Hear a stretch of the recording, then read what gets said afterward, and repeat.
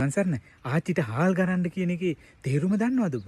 මේක සුද්දන්ගේ කාලේ අපේ ජන සමාජයට එකතු වෙච්ච කතාවක්.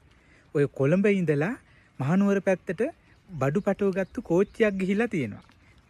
කඩුගන්නාවි ඉහළ කෝට්ටේ පැත්තේ මීයන් ඇල්ල කියන දිය ඇල්ල ගාවදී මේ කෝච්චිය පෙරලිලා තියෙනවා. මේ කෝච්චිය බඩුත් එක්ක පෙරළුනහම බඩුව ගොඩාක් තිබිලා තියෙනවා මේ කෝච්චියේ. වැඩියෙන් තිබිලා තියෙන හාල්.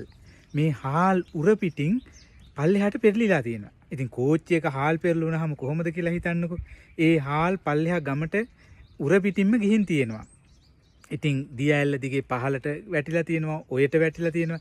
මේ ගමේ ඉන්න පහල ගම්වල ඉන්න මිනිස්සු මේ හාල් මලු අරගෙන ගිහිල්ලා පිරිසිදු කරන්න ආච්චිලාට ගෙවල් වල දුන්නා. ඉතින් ආච්චිලා එකතු වෙලා මේ හාල් මලු ගැරුවා, හාල් ගැරුවා. ගරලා පිරිසිදු කරලා හාල් වේලලා ගත්තා. කෑමත් හදන්න ගත්තා. ඉතින් ඒ කාලේ ආච්චිලාට ගොඩාක් වැඩ ඉතින් ඒ වෙලාවේ.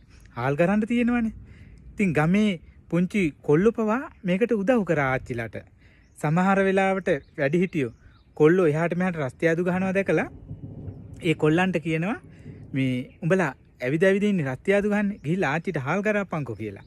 ඒ කියලා තියෙන්නේ අර ආච්චිලාට උදව් වෙන්න කියලා. ඉතින් ඒ කාලේ පොඩි කොල්ලෝ ආච්චිලාට උදව් වුණා හාල් ගරන්නත්. ඔන්න ඔය කතාව තමයි ඔය ජන සමාජයේ පුරුදු පුහුණු වෙලා කියන්න පටන් අරන් තියෙන්නේ. ඉතින් මේකේ දැනගන්න ඕන දේවල් ගොඩක් තියෙනවා. ඔය මට ඇහිලා තියෙනවා ඔය කතාව ළමෙක් කිව්වට පස්සේ ඒක අහගෙන හිටපු ආච්චි කෙනෙකුට කේන්තිත් ගියා. ඉතින් ආච්චිලා කේන්ති ගන්න ඕනේ නැහැ. වැඩිහිටි අම්මලට එදා පොඩි දරුවන්ට උදව් කරන්න කියලා තමයි මේ කියලා දීලා තියෙන්නේ. එතකොට නිකන් රස්තියාදු ගන්න නැතුව උදව් කරන්න කියන එකයි මේකේ අර්ථය. එතකොට වැඩක් කරන්න කියන එකයි මේකේ අර්ථය. ඉතින් මේක දැනගෙන අපි කියනවා නම් හොඳයි.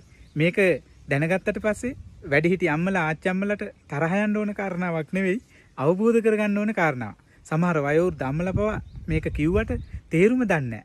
ඔබ මේකේ තේරුම දැනගන්න. තෙරුවන් සරණයි.